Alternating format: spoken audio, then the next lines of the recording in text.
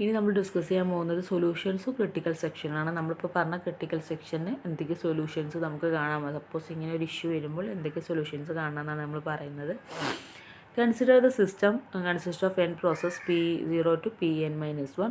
Each process has a segment of code called a critical section, in which the process may changing common variables, updating table, writing files, so on. The important feature of the system is that when one process is executing its critical section, no other process is to allow to execute in its critical section.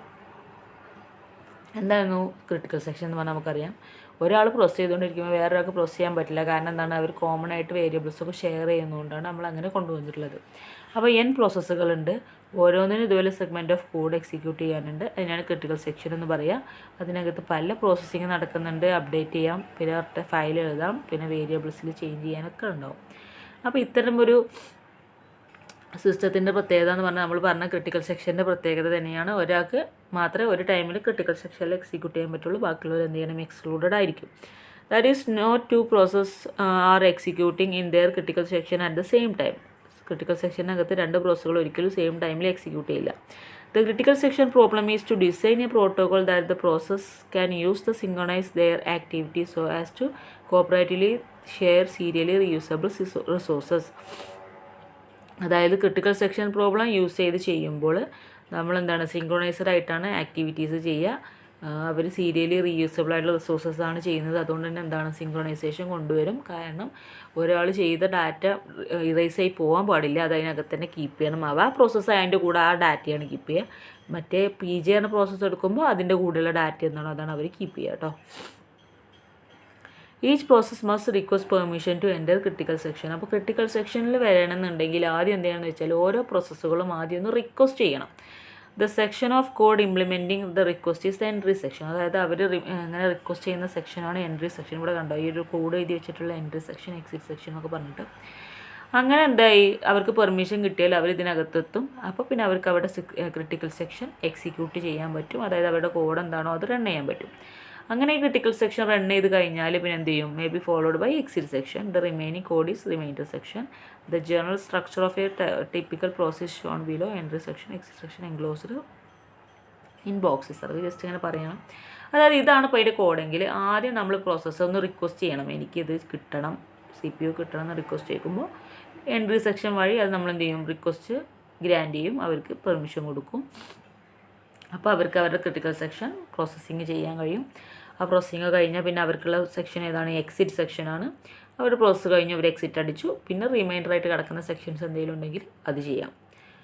ഈ solution to the critical section problem must satisfy the following 3 requirements. അപ്പോൾ ഇത്തരമുള്ള critical section problem satisfy ചെയ്യേണ്ട 3 requirements ഉണ്ട്. എന്തൊക്കെയാണ്? അതായത് നമ്മൾ ഇത്തരം പറഞ്ഞ കുറേ പ്രോസസ്സുകൾ ഒരുമിച്ച് വരുമ്പോൾ ക്രിട്ടിക്കൽ സെക്ഷൻ ചെയ്യണമല്ലോ നമ്മൾ. അപ്പോൾ എന്തെങ്കിലും ഇഷ്യൂ വന്നാൽ അത് സോൾവ് ചെയ്യാനുള്ള റിക്വയർമെൻറ്റ്സ് എന്തൊക്കെയാണെന്ന് നോക്കാം. ഒന്ന് മ്യൂച്വൽ എക്സ്ക്ലൂഷനാണ്. നമ്മൾ പല പ്രാവശ്യം പറഞ്ഞിട്ടുണ്ട് മ്യൂച്വൽ എക്സ്ക്ലൂഷൻ എന്താണെന്ന്. എന്തായിരുന്നു, ഒരാൾക്ക് മാത്രം ചാൻസ് കൊടുത്തിട്ട് ബാക്കിയുള്ളവർക്ക് എക്സ്ക്ലൂഡ് ചെയ്ത് വെക്കുക. കാരണം സീരിയലി, ഞാൻ പലവട്ടം പറയുന്നുണ്ട്, ഡൗട്ടുള്ളവർക്ക് ഇനിയും ചോദിക്കാം കേട്ടോ. സീരിയലി റീയൂസബിൾ ആയിട്ടുള്ള വേരിയബിൾസോ ഡിവൈസുകളൊക്കെ നമ്മൾ ഇങ്ങനെ റിപ്പീറ്റ് ചെയ്ത് പലയിടത്തും യൂസ് ചെയ്യുമ്പോൾ ഒരു ടൈമിൽ ഒരാൾക്ക് ചാൻസ് കൊടുത്ത് ബാക്കിയുള്ളവർ എക്സ്ക്ലൂഡ് ചെയ്യുന്നതിനെയാണ് നമ്മൾ മ്യൂച്വൽ എക്സ്ക്ലൂഷൻ എന്ന് പറയാം. Okay, if process PI is executed in its critical section, then no other process can be executed in their critical section. ഒരാൾ അവിടെ ക്രിട്ടിക്കൽ സെക്ഷനിൽ പെർഫോം ചെയ്യുന്നുണ്ടെങ്കിൽ വേറൊരാൾ അവിടെ ചെയ്യാൻ പാടില്ല. അതാണ് മ്യൂച്വൽ എക്സ്ക്ലൂഷൻ. പിന്നെ progress. When a critical section is not in use one of the process wishing to enter it will be granted entry to the critical section. അതായത് പ്രോഗ്രസ് വേണം അതിനകത്ത്. കാരണം ഒരാളും അവിടെ ക്രിട്ടിക്കൽ സെക്ഷൻ യൂസ് ചെയ്യുന്നില്ലെങ്കിൽ ആരെയും request ചെയ്യണമെങ്കിൽ അവർക്കുള്ള ചാൻസ് ഗ്രാൻഡ് ചെയ്ത് കൊടുക്കൽ മസ്റ്റാണ്, അല്ലെങ്കിൽ അവിടെ വെറുതെ ഡിലേ വരും. Then bounded wait. After process PI is indicated its desire to enter critical section, the number of times any other process PJ can gain entry to the critical section ahead of PI is bounded by finite integer. This ensures the fairness by ensuring that no process denied entry to the critical section indefinitely, while other processes are able to enter the critical section repeatedly. അതായത് ഒരു process തന്നെ ഇങ്ങനെ പിന്നെയും ചെയ്തുകൊണ്ടിരിക്കുന്ന അവസ്ഥ ചിലപ്പോൾ വന്നേക്കാം. അതായത് ചിലർക്ക് അങ്ങനെ അത്ര എപ്പോഴും റിക്വസ്റ്റ് കൊടുക്കുമ്പോൾ അവർക്ക് തന്നെ ചാൻസ് കിട്ടുന്ന ഒരു പ്രത്യേകത പറഞ്ഞാൽ എന്തായി, PJ എന്ന് പറഞ്ഞിട്ടുള്ള വേറൊരാൾ അല്ലെങ്കിൽ PI എന്ന് പറഞ്ഞിട്ടുള്ള വേറെ ഏതോ ഒരാൾ എന്തായി വെയിറ്റ് ചെയ്യേണ്ടി വരികയാണ്. അപ്പോൾ ഒരിക്കലും അങ്ങനെ വരാതിരിക്കാൻ നമ്മൾ എന്ത് ചെയ്യണം, ഒരു ബൗണ്ടഡ് വെയിറ്റ് കൊടുക്കുക. അതായത് ഒരു ലിമിറ്റ് കൂടുതൽ വെയിറ്റ് ചെയ്യേണ്ടി വന്നാൽ അവർക്ക് ചാൻസ് കൊടുക്കുക. അല്ലാതെ പിന്നെ ഈ പ്രയോറിറ്റി ഉള്ള ആൾക്ക് ചാൻസ് കൊടുക്കുന്നതോടെ നമ്മൾ സ്റ്റാർവേഷനൊക്കെ പറഞ്ഞിരുന്ന അത്ര പ്രോബ്ലംസ് ഒക്കെ വരും. അപ്പോൾ സോൾവ് ചെയ്യാൻ ബൗണ്ടഡ് വെയിറ്റ് കൊണ്ടുവരാം. 3 basic approaches are available for implementation of critical section problem. ഇതിലും ക്രിട്ടിക്കൽ സെക്ഷൻസ് പ്രോബ്ലം ഇംപ്ലിമെൻ്റ് ചെയ്ത് കൊണ്ടുവരാൻ വേണ്ടിയിട്ട് നമുക്ക് 3 അപ്രോച്ചസ് ആണുള്ളത്. Software solution, hardware solution, mutual exclusion primitives, അതായത് സെമാഫോഴ്സ്. എന്തൊക്കെയാണ് അത് നമ്മൾ ഡീറ്റെയിൽ ആയിട്ട് പറയുന്നുണ്ട്, I think. Anyway, the software implementation depend on the arrangement of checks to ensure mutual exclusion. The correctness of the critical section implementation thus depend on the correctness of these checks, and it is hard to prove the complexity of checks.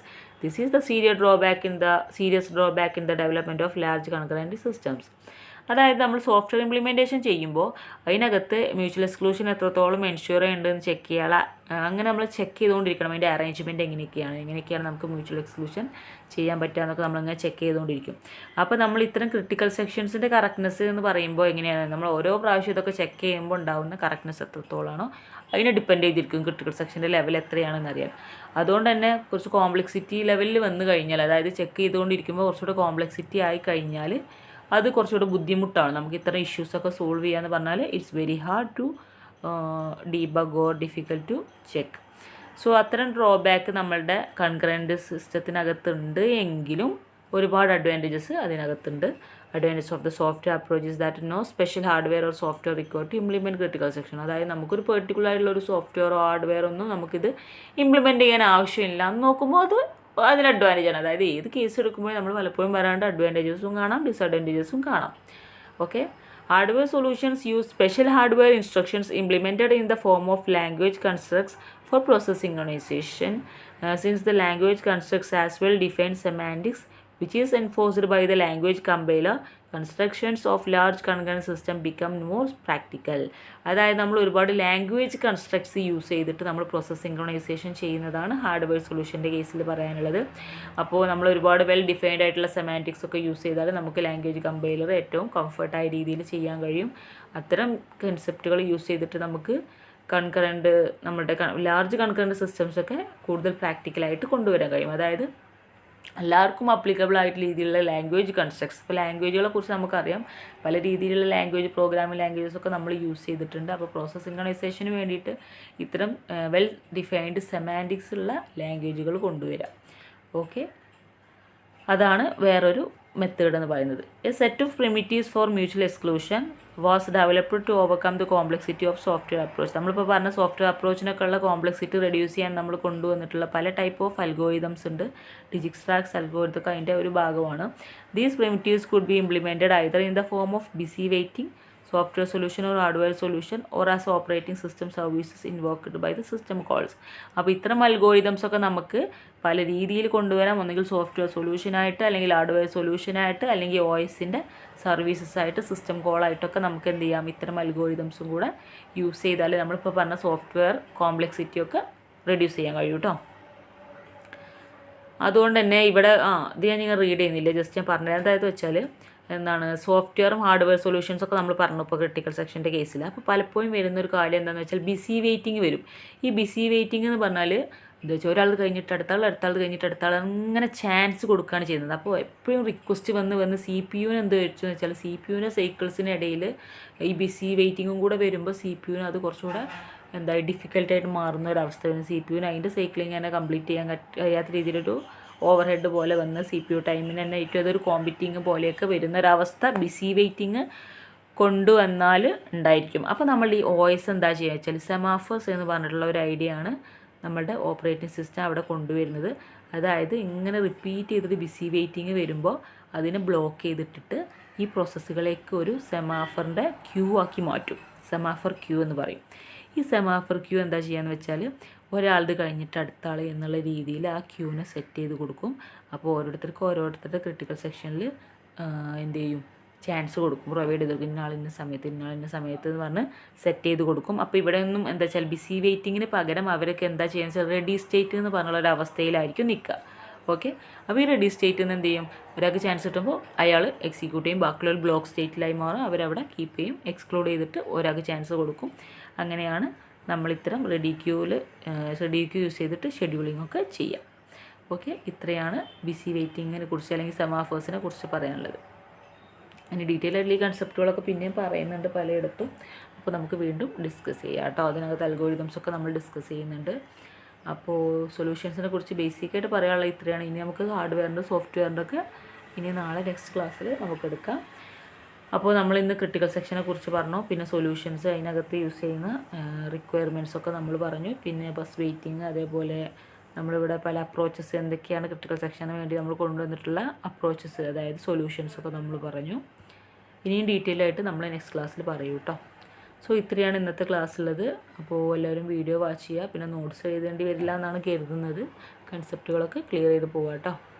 Then okay, thank you so much.